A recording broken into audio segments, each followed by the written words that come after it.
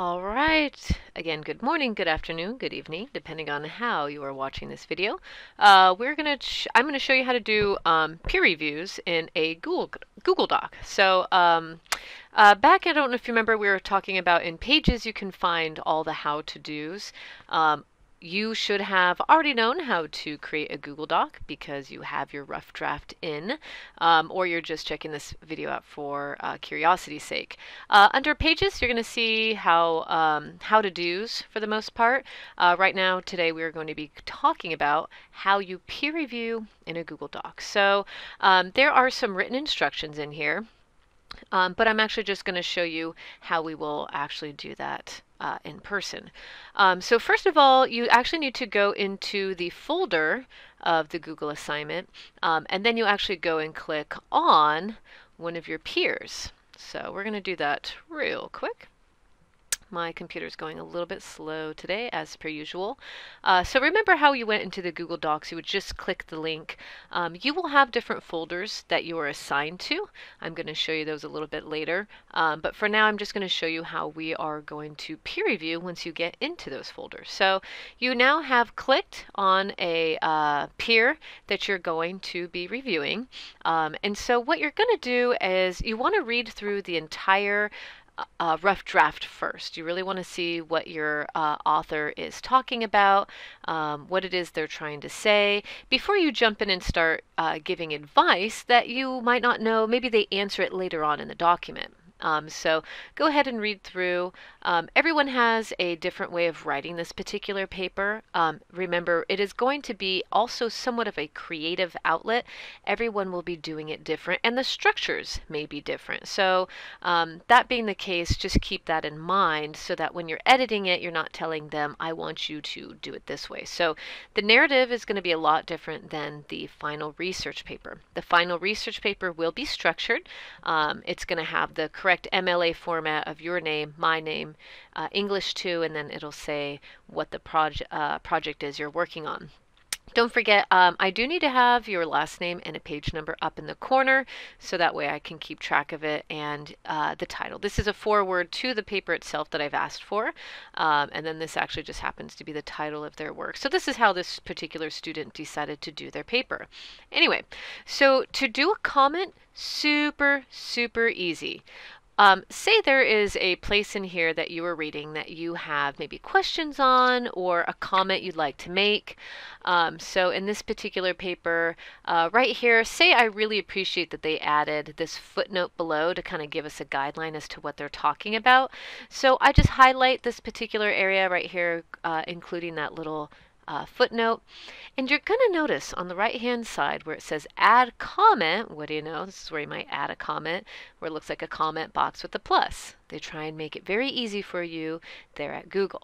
So go ahead and click on that. And when you do that, notice it's going to actually highlight, it's going to change the color of the comment.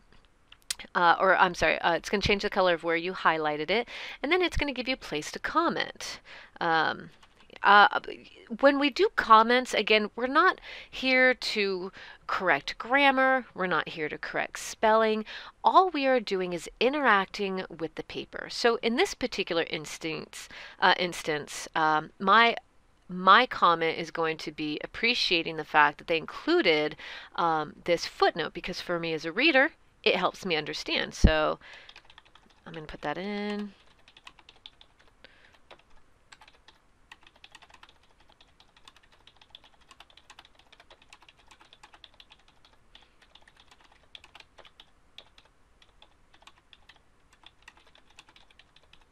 Okay. So here, I'm letting her know, hey, look, I appreciate this because as a reader, so this way she doesn't have to jump in her paper and, put in a bunch of parentheses, this long drawn out description of who Georgia is. She put a little footnote down here at the bottom to let us know that Georgia and Karen happen to be the hosts of the podcast she's talking about, which is My Favorite Murder. FYI, if you have not logged in and listened to this podcast, it is fantastic. So it just so happens she appreciates it. Anyway, so here I make a comment. I appreciate this footnote as a reader because it helps me understand who Georgia is in this context. If for some reason, I don't know if you saw what I just did there. I hit I'm going to edit it. I hit comment under below because it was I was finished with what I was saying. Anyway, so once you hit comment, it is going to give the comment up there, and it's gonna save it so that way both I, as the instructor giving the grades, can see it as well as your author. Anyway, so under here, I make the comment. I appreciate this. This helps me understand and read this. Let's see here. We don't want to do that. There we go. Okay, I was trying to get off of it. So what you're going to notice is every time you make a comment, it's going to highlight the place right here. And the reader or the author can go through and click on it, and it's going to bring it up. Oh, this is what that comment is. So say this is confusing to me. After I read the whole thing, the title still didn't make sense. I'd add the comment.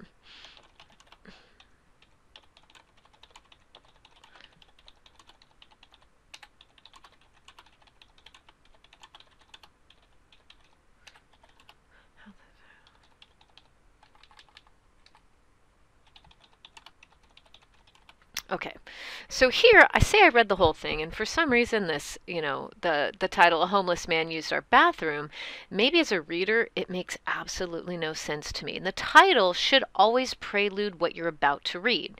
You don't want the title to say aliens exist and then talk about homelessness, right? Like, you want to make sure everything is cohesive. So say for some reason I read this whole thing and that title made no sense to me. I would say I'm still not sure after reading this paper how the title makes sense. I'm not doing anything other than making a comment and a note to let them know as a reader it confused me. And this is what you want to do with the paper. You want to guide the writer to let them know where you might be confused. Maybe you have some questions to ask. And so here I have to make sure that I hit post comment, because if I don't, it's going to linger out there and it will never be seen. And that does not help either the reader or me when it comes to grading. So go ahead and hit comment. Ta-da! And it pops up. So as a author, I'm reading and I'm like, what do they have to say about this highlight?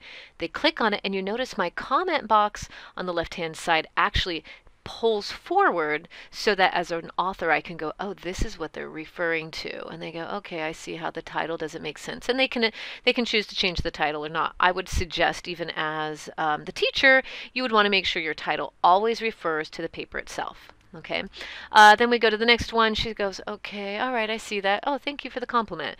Right, so they can kind of see where it's working for them and where maybe there's potentially other peers are having issues as well.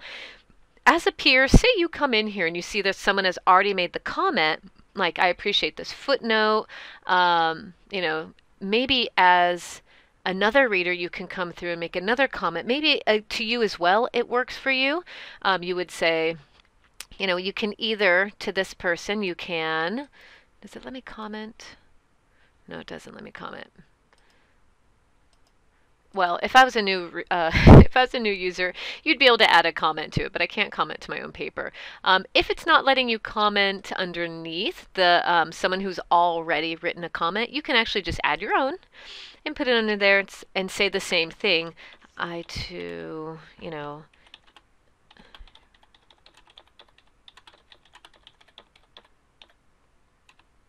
Okay, so here's the thing. You don't want to be the person who goes through and says, me too, me too, me too, under everything. You are not going to agree with all the things that people have to say underneath. You will probably at some point have maybe not necessarily an objection, but say, well, for me, this is how I read it. And that's what I want. I want you to be truthful in the ways in which you are reading a paper. So when I come through and I grade, I actually look for your comments in there that are substantial. And it might be kind of frustrating because you might see that someone went through and pretty much said all the things that you wanted to say. And sometimes that happens. But here's the thing.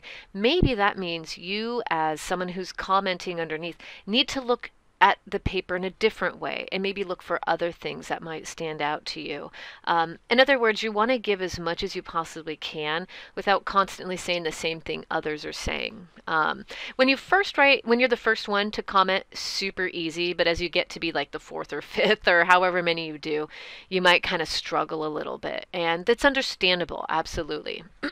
That being the case, what you'll want to do at the very, very end of the paper kind of hit enter a couple times, and you want to put your name under here and comment. Maybe again, you did have a lot of agreeing moments or disagreeing moments with the other commenters above. You want to summate, or I'm sorry, you want to put a summary of all the different things that you saw that you agreed with, or I'm sorry, not agreed, that you saw that helped you as a reader, or maybe places that you had questions, and you would make the summary in a paragraph right here.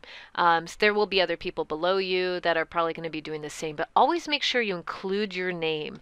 Sometimes not always do names pop up for me.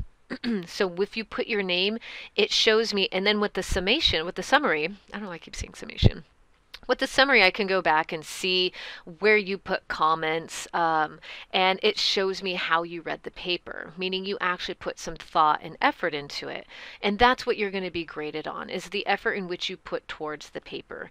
The paper deserves it. And when you are a writer, I feel you will deserve it as well. So we do for our peers what we would like in return. When you come back into here, into how you peer review, I give you that information right up here. You know, we're not correcting grammar and spelling. That's not really the place in a rough draft, because think of how many times you've written a rough draft and you go back to do the final and you're like, oh, how embarrassing. I would never have done that. But you're in the middle of a rough draft. Your brain's thinking bigger than the paper just then. And that's why we have peers to help guide you and go, oh, I totally forgot to put that in there. I meant to. I got sidetracked. So anyway, that's what I want you to do. Again, these are rough drafts only. Don't assume as the writer, just because it's a rough draft, you can just be kind of half-ass about it. You want to give something that your peers can read, that they can really, enjoy and get through. It doesn't have to be perfect. We all understand. Again, we're not grading grammar or spelling. There might be some issues that as a reader, if it's really long and there's no paragraph breaks, there's either run-on sentences or run-on thoughts. It's okay to kind of say, hey, just as a heads up, this is what I noticed as a reader, and it was confusing to me in that sense. So you can absolutely make a note of that. So if there's a place in here, say this particular paragraph right there, maybe it was like, this paragraph, has too many too many ideas and was confusing, right? So you can say, this paragraph had too many ideas. I was confused. You can also say, maybe at the end over here, oops, make sure you don't edit their paper. Do not edit their paper at all. Don't touch it. If you accidentally do that, you just do Control Z. Control Z is going to help you get back to what the original paper was. So please be very careful when you're highlighting that you don't mess things up. I forgot to mention that. Say also that the ending just kind of ends, you know.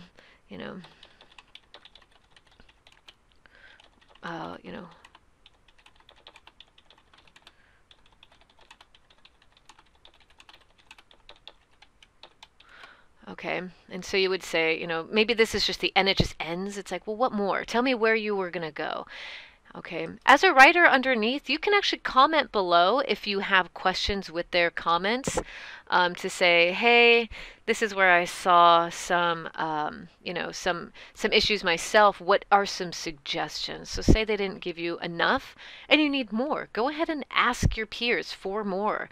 I will not be looking at rough drafts. I don't like looking at rough drafts because what ultimately happens is you don't listen to your peers, you try and listen to me. I don't want you to listen to me when it comes to the rough drafts, so I make sure that you listen to your peers because they ultimately, in the sense, are going to be your audience. Obviously, in the end, I am the one who grades it, but what I grade ultimately in the end is what kind of edits did you do? Based on what the peers are saying to you, what are you doing with that information? Are you utilizing it or are you just shrugging it off and go, I don't care? And that's okay. There are times where you could be like, I don't think that's the edit I want to make.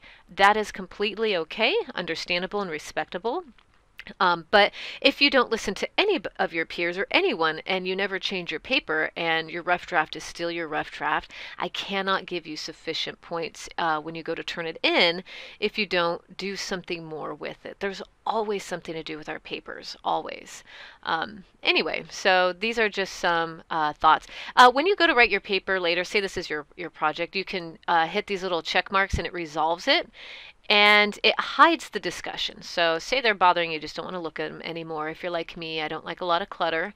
I'll delete them because I've already handled them. They make sense to me. In the corner up here in the far left-hand corner, you'll see again that same box. It will tell you where you can open up the comment history. You click on that and it's going to give you all kind of information. So this, as I scroll through, there might be more from other peers. This originally was just something that the other peers had done. You can see they do the same thing.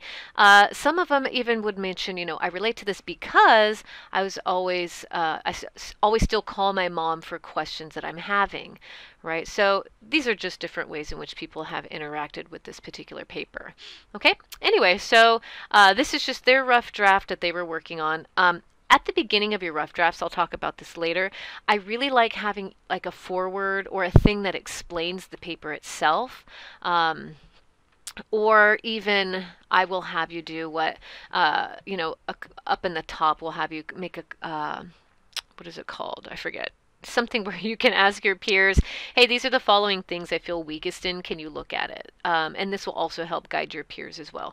I'll talk about that when you write your rough draft. For now, we're just doing commenting. So anyway, let me know if you have any questions. Hopefully you've watched the whole thing all the way through. And that's pretty much it. So there you go, guys.